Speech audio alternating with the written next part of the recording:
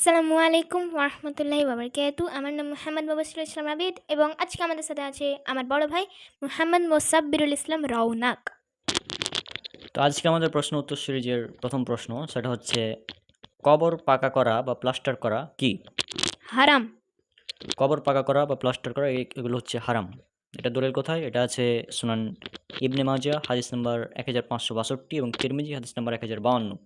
এখানে বলা হয়েছে রাসূল সাল্লাল্লাহু আলাইহি সাল্লাম কবর পাকা, চুনকাম ইত্যাদি করতে নিষেধ করেছেন, অর্থাৎ কবরকে পাকা করতে নিষেধ করেছেন।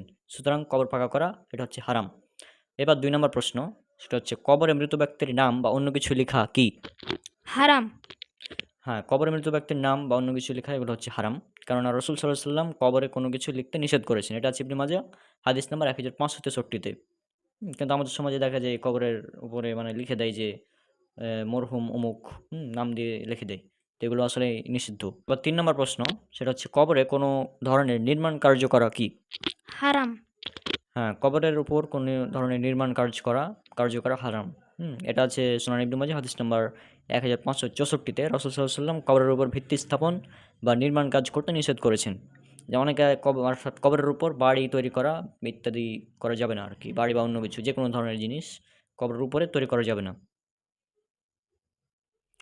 ৪ নাম্বার প্রশ্ন, সেটা হচ্ছে উঁচু কবরগুলোকে ভেঙে সমান করে দেওয়া কি? ওয়াজিব। উঁচু কবরগুলোকে ভেঙে একদম সমান করে দিতে হবে। কেননা রাসূল সাল্লাল্লাহু আলাইহি ওয়াসাল্লাম তিনি বলেছেন যে, "যেখানেই তুমি উঁচু কবর দেখবে, অবশ্যই তা সমান করে দিবে।" সে মুসলিমের হাদিস। এটা আছে আন্তর্জাতিক নাম্বার ৯৬৮ এবং ৯৬৯ এ। এরপর ৫ নাম্বার এবং আজকের সর্বশেষ প্রশ্ন, সেটা হচ্ছে কবরকে চিহ্নিত করা কি? সুন্নাত। কবরকে চিহ্নিত করা সুন্নাত। এটা সুনান ইবনে মাজাহ হাদিস নাম্বার ১৫৬১ আছে। এ পর্যন্ত এই হাদিসটি আমার জানা মতে হাসান এবং শেখ আলবানী রাহিমাহুল্লাহ এটাকে হাসান বলেছেন। এটা আছে রাসূল সাল্লাল্লাহু আলাইহি ওয়াসাল্লাম উসমান ইবনে মাজউনের কবরকে একটি পাথর দিয়ে চিহ্নিত করেছিলেন। তো সেই হিসাবে এটাকে সুন্নাত বলা যেতে পারে। যদিও এই হাদিসটির সনদ সম্পর্কে আমি মানে সঠিকভাবে জানি না, তবে তাহকিকটা হাসান আরকি। তো যাই হোক, আজকের আমাদের প্রশ্ন উত্তরের পর্ব এ পর্যন্ত। ইনশাআল্লাহ পরবর্তীতে আমরা আরও বেশ কিছু টপিক নিয়ে কথা বলব।